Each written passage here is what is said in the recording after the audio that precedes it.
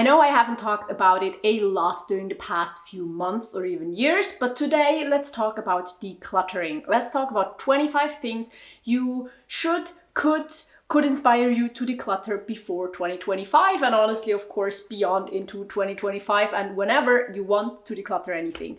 But I made this list and it doesn't contain only physical items, because I do think that not only is it important to declutter the stuff that's piling up, but also all the things that clutter our minds, that clutter our digital spaces. And I'd say let's get started. Number one fits the season, and it's holiday decor. Now, most of us have maybe decor for several different holidays, but I think now Christmas decor is a big thing. And if you decorated your space and there's still things you haven't put up, are you going to use them next year? If so, of course, keep them. But maybe now it's a good time because you have an overview to declutter holiday decor. Also, Easter, whatever other holidays you have stuff for, you can declutter that right now as well, or you can get around it at another time of the year. But use the momentum, use the overview to declutter holiday decor. Number two is broken or decluttered stuff that's still at your house. And I know I've talked about that before, and I think just it's a big thing, at least for me it is, that sometimes there's stuff you need to get rid of in a special way, or stuff that doesn't belong to you that you still have to bring back to a friend, things like that. They always pile up again. If that's not the case in your house, then I am really happy for you. But take care of these. Maybe you also see some of these people over the holidays, and maybe you just have a time to get a fresh start for the new year, to really get rid of some decluttered stuff, get rid of some recycling and things like that that are still laying around. And you can see I'm not doing this in a particular order. It's just mixed and matched these 25 things, and maybe that's better because you won't have to suffer through a whole category that you do not like. So let's continue with number three, which is emails. I think emails is one of the things that just pile up again and again. And I won't ever, I think, be able to do inbox zero, where you really do not have any emails in your inbox at the end of the day, or I don't know. I will have many. But at least I don't really want to have like unread emails. I don't want to have the spam sitting there waiting for me. So I try to every now and then take the time to sort through my emails, because every now and then there's something I need from my emails. And for example, if I book a ticket, I actually booked some tickets yesterday, and then in 3 months I'm going to need them. And then I have to like find those emails and tickets again. Like I'm gonna download, but still, in case I have to search through my emails, I want it to be easy as possible. So finding some kind of a strategy that works to get and keep your emails organized, I think, is an amazing thing, and it does most likely require some decluttering. Number four is clothes that do not fit. Now, I know many people's bodies are changing over time, and sometimes you can guess a little bit, and so sometimes it makes sense to keep a few sizes. But there are also clothes that kind of fit when it comes to the size, but still don't feel good. Or there are clothes that have sizes that you're most likely not gonna fit into in the next 3 years. And I think instead of keeping them in your wardrobe, taking up space, maybe making you feel guilty, maybe just, collecting dust and someone else could wear them in right now, I think it's a good idea to declutter clothes that do not fit, because you deserve to have clothes that fit your current body and that feel good on you. And you deserve to have these in your wardrobe, and only these kinds of clothes. And so I think getting rid of stuff that just doesn't fit in your life, doesn't fit your current body, is a good idea. Another thing that's kind of similar, and I think we're at number 5. I will completely not be able to count through these, I think, is things you won't get around to do. So supplies or stuff you keep, projects, books, that you just know already that most likely you're not going to get around to do them. You wanted to at some point in the past, or someone brought it to you and thought you would enjoy it, but it's just not something you would like to take up in the new year. It's not something you're looking forward to. And so instead of feeling guilty and keeping it and waiting for a time where you maybe want to do that thing, that project, whatever it is, I think it might be a good idea to just give it away to someone else who really wants to do it right now. And I think for that, maybe Facebook Marketplace or some other kind of online marketplace would be great, because there people, look for things that are not expensive, but they want to have right now, what to do right now. And so you could give that to someone else who will enjoy it right now.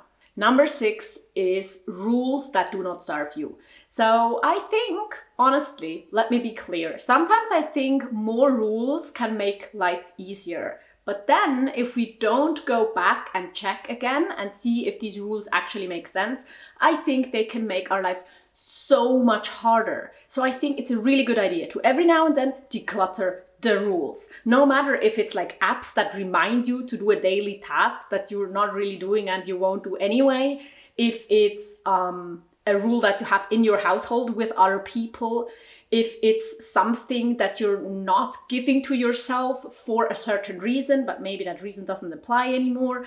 There can be so many rules, no matter if it's about your job, your money, your time, how you see yourself, that just don't serve you. Maybe they at some point were a good idea, or you still kind of feel, but if they currently don't make your life better, think about ditching them. Number 7 should be an easy one, but I still think many people don't do it. And that's declutter the books you didn't like. Like if you read a book and you really didn't like it, I think you should maybe declutter it. I think it's a good idea to keep books that you really liked and see yourself like rereading in the future. I also understand if you keep books that you don't really want to reread maybe, but they are a great memory of the time you read it. You really like them, they're pretty, you have space. I don't know, but books you didn't like, I think you can declutter these. Number 8 is beauty standards. And honestly, I just think we should declutter beauty standards. But I also think they're gonna be around for some time and they're gonna exist in advertisement, in society, in ourselves. But as much as possible, I really think it's a good idea to declutter them. And I know that's harder than we might want it to be. Physical items we can take and we can throw away and then they're gone. But these mental things, they just kind of come creeping back no matter how much we try. But I still think it's worth it. And I still think we can gain so much freedom and ease and happiness from not worrying too much about fitting certain beauty standards. And I think you have to decide for yourself which ones are the ones that harm you most, which ones are the ones that are maybe decluttered easiest. But I think it's a great idea to look at yourself, look in a mirror and really see yourself and don't see society's vision of you. Don't see the male gaze looking at you and wanting you to be different. Like, your body is fine the way it is. You don't have to look pretty for anyone. And beauty standards are ridiculous. They mostly don't make sense and are really something that if it has a place, then it belongs to the past. And now as number 9, let's actually talk about something that's really similar, but I think it's also really important, and that's beauty work. So the work we do every single day to be pretty or something like that. Women do more of that than men. And what I mean is the time we take to get ready, to put on makeup, to care for our hair when it takes, for many women longer than for men when they have long hair. The time we need to choose what we want to wear, the time we use for treatments, beauty treatments, skincare stuff, I don't know, the money we spend for that. Like, there's just a bunch of work. It's knowledge, it's practice, it's time, it's effort and sweat and work put into our appearance. And if you really, really, really, really do it for yourself, then of course, keep doing it. But I think so many times we're not actually really doing it for ourselves. And if there's pressure, if you do it for a certain person, if you do it for society, think about it and maybe declutter some of it. And I want to say, like, I'm absolutely 100% for doing what you want with your body. Like, it's your body. But as soon as it's like very unfairly distributed, the amount of work we have to put into looking okay and presentable, I think we have to kind of question where it's coming from and if it makes sense for us. But let's get back to something like really practical that just makes sense, and I think all of you will agree, but some of us don't do it as much as we should. We should declutter our subscriptions. No matter if it's like a magazine that's like printed that comes to your door every single week or month, or I don't know, or if it's like a Netflix subscription or a beauty subscription where you get a package or whatever it is, subscriptions. They take away so much money and a lot of times they're not worth it. Like I have some subscriptions I really like, and we all have some subscriptions that we really need, like a phone plan or something like that. But let's look at them. Now at the end of the year, maybe we can start off the year with saving more money and having it done, and not every single month seeing, oh, that got deducted from my bank account again. I haven't done it. Let's take a look at our subscriptions and get rid of those that don't actually bring us value. And with that, we can save a lot of money and we won't lose anything, because for subscriptions we don't need, we don't use, it's a waste of resources, or at least of money. Number 11, I think, is kitchen gadgets you don't use. Honestly, you can make this category even broader and look at gadgets from other rooms or categories of things you own. But kitchen gadgets, I think many of us keep things that we like the idea of. Like, I don't know, a pasta machine maybe, or a smoothie maker, or some smaller gadget or something that's should be really useful in the kitchen, but honestly, day to day, week to week, month to month, you don't use it. And maybe it's not even that great of a quality. And maybe you have something that does the same job that you rather use. So declutter these. For number 12, I think we have to be really honest with ourselves, and it's started projects. There are just some projects we start and we already see the result and we want to get there, and we use time and work and money and energy to put into it. But there's this thing as like, I think it's sunken cost fallacy or something. We keep wanting to put more energy into started project because we think like, oh, I've already gotten so far. But in the end, from like an economical but also happiness standpoint, I'm pretty sure a lot of times it would be better to just say like, no, honestly, it's not gonna get finished, so let's just declutter it. Let's just actually, declare this failed. And I think that's totally fine. And I think it can make our lives a lot lighter and make us able to just relax a bit and not have this mental to-do list that keeps reminding us of all the things we should finish that we had started. So ditch and declutter things you have started but don't really want to finish. I think that's totally fine. Like, if it's not every single thing you do every single day, declutter some starter projects that you don't really want to finish.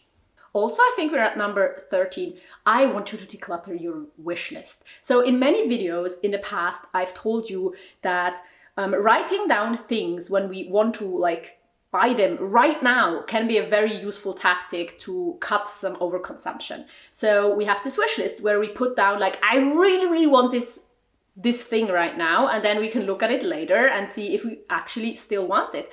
And so now I think would be a good time to actually look at that wish list and just delete everything or cross through, or however you keep your wish list, mentally even, and the things you bought you can of course take down from your wish list, but also the things you don't want anymore. You realize, oh well, yeah, I put that on there months ago or weeks ago or days ago, but I don't want it. This is done, this is not relevant anymore. So declutter your wish list. Next one, maybe number 14, is normal things that just kind of don't do it for you. So no matter if it's physical items of like, I've talked a lot about it, white t-shirts. I don't own white t-shirts and I don't want to own white t-shirts. Or if it's, I don't know, in Germany it's like go to church on Christmas Eve, because that's something that many people do even if they're not religious.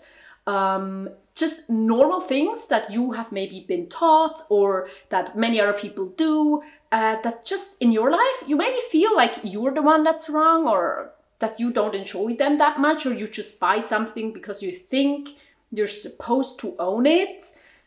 Honestly, declutter them. If they're not making your life better, you have every right to not do the things, not own the things, not spend on the things that don't make your life better. At number 15, we have something I hate doing, but it's also just really important, and it's getting rid and decluttering paper clutter. Because I already try to get as many things like digital as possible. So I try to not have paper clutter. And still I get some letters, and still I get forms I need to fill out and send back. I have stuff, I have paper clutter that I need to take care of. And of course I can all just keep all of it, but it's never gonna give me joy, and it's never gonna even be useful, most of it. And so decluttering it will make accessing the paper you need to keep a lot easier, and it will make your life a lot better if you just don't own this huge heavy pile of paper that does not do anything good for you in your life. So I highly encourage you to declutter your paper. But I know it's a daunting task. But number 16 can be exciting, and that is, I'm excited about this one. It's decluttering boxes you don't fit into. For me, during the past few years, you've heard me talk about minimalism as like a box I fit into first because I decluttered and I had less and less things. But then at some point I felt like, am I even a minimalist? Is this label doing anything good for me? But then last week's video, I also opened up about realizing that I'm queer, which then of course is another label. And one person, I think, also, thank you so much for your nice comments. I am, really grateful for having you as an audience. But one person, I think, commented something about, doesn't it not matter? Why labels like this? What do you get from like labeling things? And I get that. But I think it's just really, really important that we have words for things, because that's the way we can actually communicate. And sometimes it's really important, especially if your experiences are not the exact same as every other person's, and I think that's almost always the case, then it's really helpful to have these words and boxes and categories to put yourself into, to make other people understand you better. But whatever good things these boxes and categories give you, there's always a downside. And there's always a downside of like stereotypes, and this box can become a bit uncomfortable after some time, because in every box you put yourself, you're also kind of taking away a little bit of freedom. What I want to say is that these labels can be really useful in our lives to get things across. But then, of course, in of itself, they don't really matter. So use them whenever they make sense for you. Use them whenever they help you communicate something to yourself or to other people.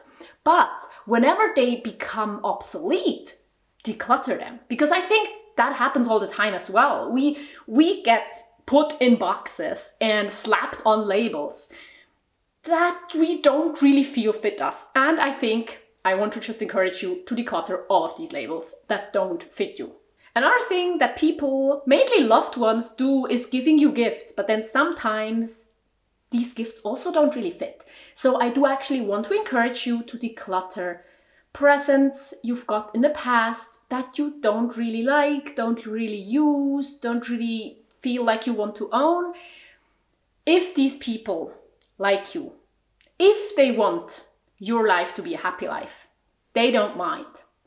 Because it makes your life better if you declutter the things that don't bring you joy. I know there's a lot of guilt involved, but I want to encourage you to declutter the things that don't bring you joy, even if they were gifts, even if they were meant to bring you joy. But if they don't, you can declutter them. Now I think we're at number 18, and I want you to declutter your dreams. That kind of sounds counterintuitive, but hear me out, I think it really does make a lot of sense. I've had pictures and goals and dreams for myself. We can also call it fantasy self. You have things you believe about yourself and things you want for your future. And you work towards them. And a lot of times it can be amazing. But sometimes you work towards something you realize is not actually what you still want, because we change over time. And one of these things for me was studying longer for a master's degree, or even longer. And I just realized at some point that studying really doesn't bring me joy. And so I decluttered it. And it made my life a lot better, I think. Now, with that, I really don't want to say that you shouldn't pursue education. Absolutely not. But it can be about other things. For me, being a YouTuber seemed like the dream. And I pursued this career and I gave it a lot of effort and time and work. And it also made me do some things that I didn't enjoy doing. And that's fine, because every single job has things we don't enjoy doing, right? But then I realized after a certain amount of time that how it is right now, it just didn't make sense. And so I decided that getting another job in social work actually made me a lot less stressed and made me have more time, more free time, more money. And so it did make sense to abandon the dream of becoming a YouTuber and being self-employed and swap it out for like a regular job, because that ultimately made my life better. So I do want to encourage you to declutter your dreams. It doesn't have to be so depressing as it sounds. It can be very, very freeing, and it can just make a lot of sense. You can always get back to the things you wanted if you still want them after a few years and try again. But be honest with yourself. If right now it doesn't really make sense, consider abandoning some of your dreams. Number 19 is for the sustainable people here, and maybe also other people. Sometimes we keep stuff that we think could be useful. For me, for example, it's jars and boxes and bags that are maybe like from the supermarket. And I think, yeah, I can use that. I'm going to use that for something. And sometimes I do, and I think it's a good idea to keep these things. But look at them every now and then and declutter them. Because we have too much jars. We have too many glass things and bags, and we're not going to use them ever, all of them. So decluttering them every now and then, giving them away for free, or just recycling them, depending on what it is, I think makes a lot of sense. Also, other stuff that you just keep because you think, yeah, it could come in handy at some point. If that point hasn't come in a few years, maybe declutter it. Number 20 is beliefs that you know are not true. And I think that's especially something that we kind of collect through our childhood and maybe get from our parents, our families, current partners or past partners. People tell us stuff about ourselves, or the world tells us stuff about ourselves, or we tell us stuff about ourselves. Not all of these things are necessarily true. And sometimes they can cause a lot of harms. So I also know it's really hard to declutter them, but I think let's make an effort.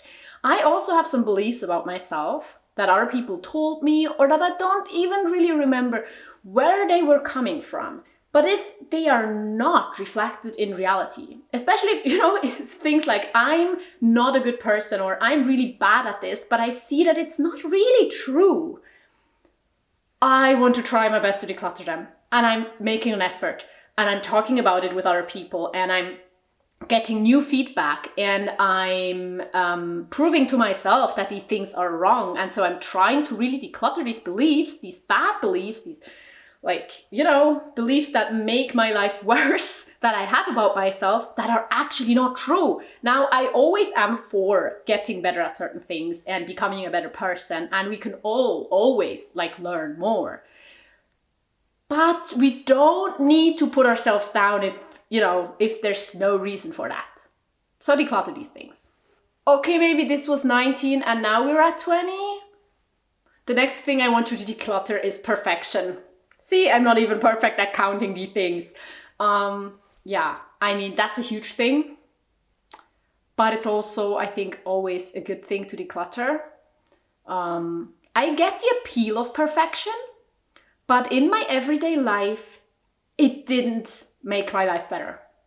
Yes, there are many reasons to try to be good enough, to try to be okay, to try to reach 70% of 100 possible percents.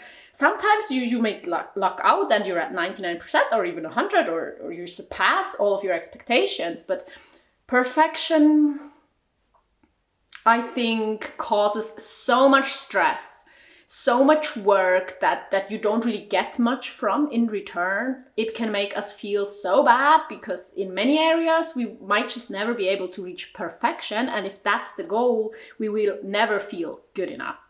And so I can just highly recommend to think about perfection and declutter it from as many areas in our lives as possible. We are humans. We are complex. We are wonderful, and sometimes it's sad and horrible and hard, But perfection, I think, isn't making the human experience or this world better. Also, this is also a bit of a hard one, but I think it can be very, very freeing, and that's decluttering traditions that just don't fit your life anymore. Like, traditions are wonderful. I remember so many things that I did in my childhood that brought me so much joy that we did over like 20 years, and that were amazing because they were traditions, because we would do them every single year. That's great. But it doesn't have to be this way. And sometimes things you do every single year